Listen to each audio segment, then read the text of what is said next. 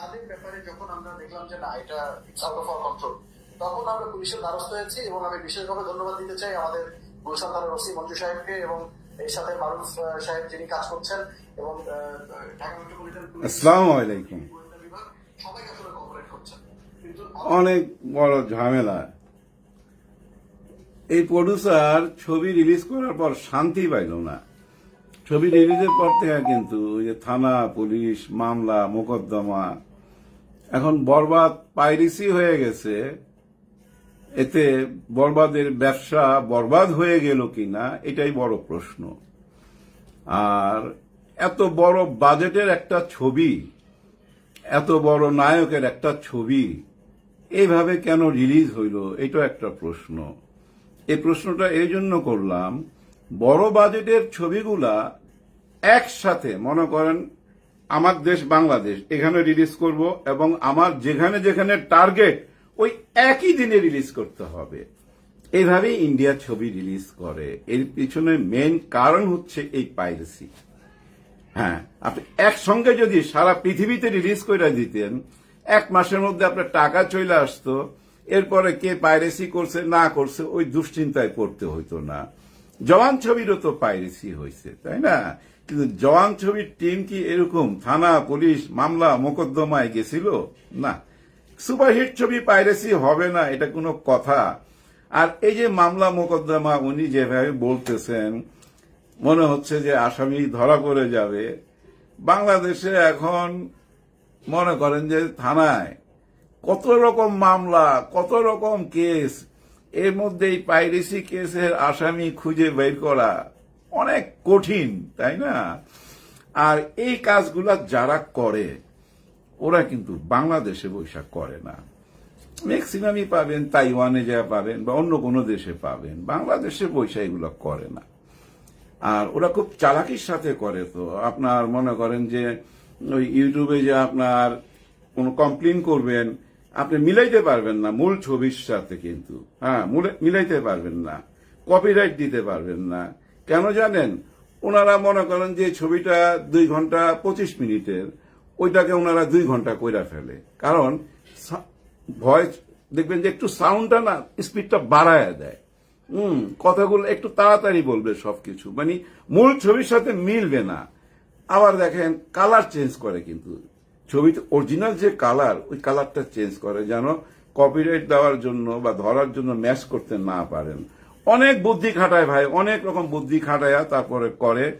কিন্তু কথা হয়েছে যে এই যে উনি রিলিজের পর থেকে এইভাবে বলতেছে এবং উনি যেখানেই যাচ্ছে, মিডিয়া যাচ্ছে, উনি যে কথাগুলো বলতেছে, এতে কি প্রচার হচ্ছে না যে হ্যাঁ পাইরেসি হয়েছে, পাইরেসি হয়েছে? যে না জানতো সেও তো যাই না গেল, সেও তো এখন খুঁজা বেড়াবে, তাই না? যে ভাই আর হলে যাওয়ার দরকার নাই, এইখানেই দেখেনি, যেহেতু প্রডিউসার নিজেই বলতেছে তার ছবি পাইরেসি হয়েছে। এখন ওনার এই কথাগুলো নিয়ে অনেকেই কন্টেন্ট বানাবে, যেমন আমি কথা বলতেছি। কিন্তু ক্ষতি হবে কোনটা জানেন? ওই পাইরেসি ছবিটা দেখা যদি কেউ গল্পটা বইলা দেয়, বা ওই পাইরেসি ছবি দেখে কেউ যদি পুরো ছবি রিভিউ করতে যায়, কিন্তু খোলাখুলি ভাবে যে সব বইলা দেয়, তাতে কি ক্ষতি হয়ে যাবে? খুব বড় একটা কিছুটা হবে, কিন্তু বড় ক্ষতি হবে না। কারণ কি জানেন? দেখেন আমরা একবার ছবি দেখি কিন্তু হবে না, দেখে আবার বন্ধু বান্ধবের সাথে আলাপ করি, আবার যাই, রিপিট করি, তো তাই না? দেখার পর আবার দেখি, কেন? কারণ আছে। আর সবাই মিলে অন্ধকার সিনেমা হলে যখন লাইটটা অফ করে দেয় না ভাই, একটা জাদু মন্ত্র কিছু একটা হয়, মাথার মধ্যে কাজ করে, মানুষ হারায়া যায়। তখন দেখবেন ওই ছবির গল্পের সঙ্গে রান করে। ওইখানে কোনো দুঃখজনক ঘটনা থাকলে চোখের পানি অটোমেটিক পড়তে থাকে। কোথাও যদি আনন্দ ফুর্তি দেখি, হাততালি দিতে ইচ্ছা করে, শীষ মারতে ইচ্ছা করে, আবেগ কাজ করে। কিন্তু এই ইউটিউবে বা ঘরে বসে দেখে আবেগ কাজ করবে না। আমি দেখতেছি একটা টেলিফোন এলো, এটা হোল্ড করলাম, আবার কথা কইলাম, আবার দেখতেছি বউ আবার ডাকতেছে খাইতে, ওই খাইতে আবার আইসা দেখলাম। এইভাবে যারা সিনেমা হলের অরিজিনাল দর্শক, মানে যারা সিনেমা হলে যাওয়ার ঠিক, তারা যাবেই, কিন্তু যাবেই। কিন্তু এভাবে বেশি করে প্রচার করলে হবে কি জানেন? ওই নিজেদেরই ক্ষতি হবে।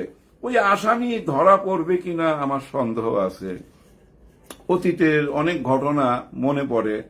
মান্না, শহীদুল ইসলাম খোকন, আমিও জড়িত ছিলাম, অনেকেই ছিলাম।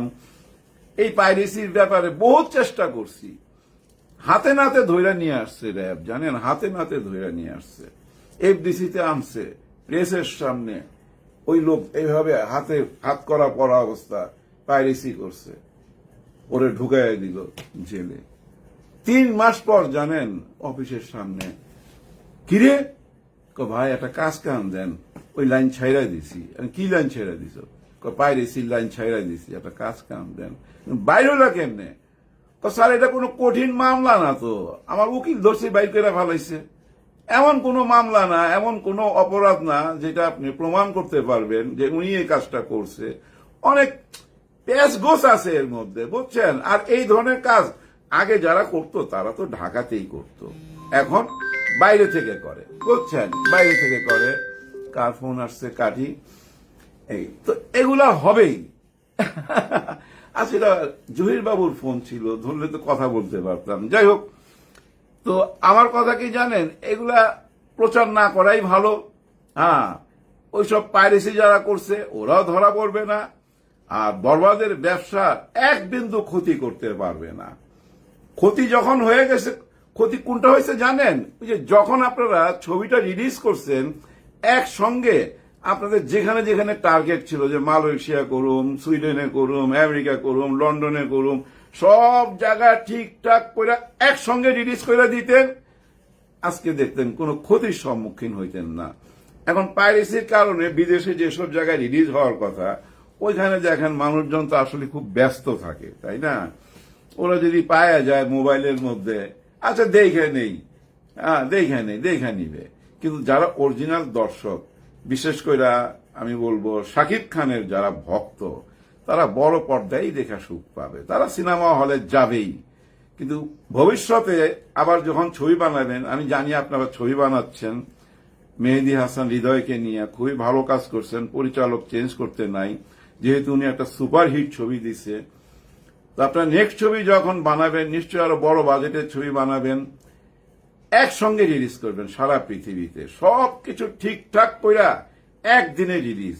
আর আগে থেকেই তো আপনারা জানেন যে ঈদেই ছবি রিলিজ করবেন, সো ওই ঈদটা টার্গেট করে এখন থেকেই কাজ কইরা যান।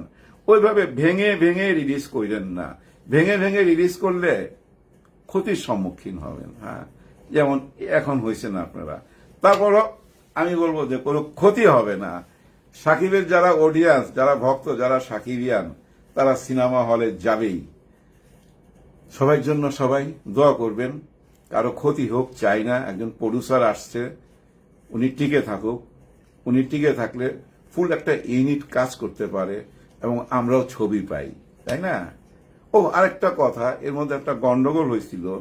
ওই যে জয় চৌধুরী একজন আর্টিস্ট, ও আবার কিছু কমেন্ট করছে যে ওই যে ঈদ আসলে খালি ঈদের হিরো আর কি, শাকিব খান ঈদের হিরো, এই ধরনের কথা কইয়া ভাইরাল হয়েছে। ওকে সবাই ধুলাই করলো দেখলাম, এবং অনন্য মামুনও দেখলাম খুব খেইবা গেছে। ওরে বলছে যে ওই মিয়া, তোমার সারা জীবনে যা বলি, তোমার ছবি চালায়া সারা জীবনে যে পয়সা পাওয়া গেছে শাকিব খানের 100 সমানত হবে না, কঠিন ধুলাই করছে।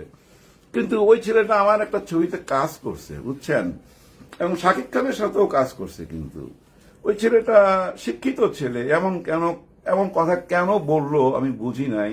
আমার অন্তর্জালাতে আমি খুব কাছ থেকে দেখছি, বেয়াদব মনে হয় নাই কখনো, বড়দেরকে সম্মান করে। আর এই জায়গাটায় না আরো বেশি সম্মান করা উচিত ছিল শাকিব খানকে। কারণ কি, উনি কিন্তু অপু বিশ্বাসের সাথে জুটি বাঁধছে। আপনারা খেয়াল করছেন, অপু বিশ্বাস যতগুলো ছবি করছে, এর ম্যাক্সিমাম ছবির হিরো এই জয় চৌধুরী। আর অপু বিশ্বাস শাকিব খানের ওয়াইফ ছিল, তাই না? তার বাচ্চার মা, হিরোর বাচ্চার মা। একটা শ্রদ্ধাবোধ তো থাকবে, তাই না? অপু বিশ্বাসের প্রতি যদি শ্রদ্ধা থাকে, অপু বিশ্বাসের সন্তানের বাবার প্রতি শ্রদ্ধাবোধ রাখা উচিত না? ওই অ্যাঙ্গেল থেকে আমার কাছে অবাক লাগছে যে অপু বিশ্বাস কি তাকে কোনো কিছু বললো না। পরে দেখলাম একটা জায়গায় সে সরি বলছে, হ্যাঁ সরি বলছে। আমার মনে হয় এটা অপু বিশ্বাসই বলছে তাকে সরি বলতে। এটা আগেই বলা উচিত ছিল জয় এটা ভালো কাজ হয় নাই। কারণ কি জানেন, আপনি অপু বিশ্বাসের সাথে জুটি বানায় কাজ করেন, তাই না? আর অপু বিশ্বাসের পরিচয়ের সঙ্গে শাকিব খানের পরিচয় আপনি তো জানেন, এটা চলে আসে না? অপু বিশ্বাসের নাম নিলে শাকিব খান চলে আসে, বুবলি চলে আসে। আপনি এইটুক মাথায় রাখা উচিত ছিল। আর সবচেয়ে বড় কথা, বাদ দেন অপু বিশ্বাস, বুবলি সব বাদ দেন, সংসার জীবন বাদ দেন, শাকিব খান এই মুহূর্তে কে এটা তো আপনি জানেন, তাই না? ওই জায়গা থেকে এটা বলা ঠিক হয় নাই। সরি বলছেন, ভালো করছেন। যাই হোক, সবার জন্য সবাই দোয়া করবেন। আল্লাহ হাফেজ।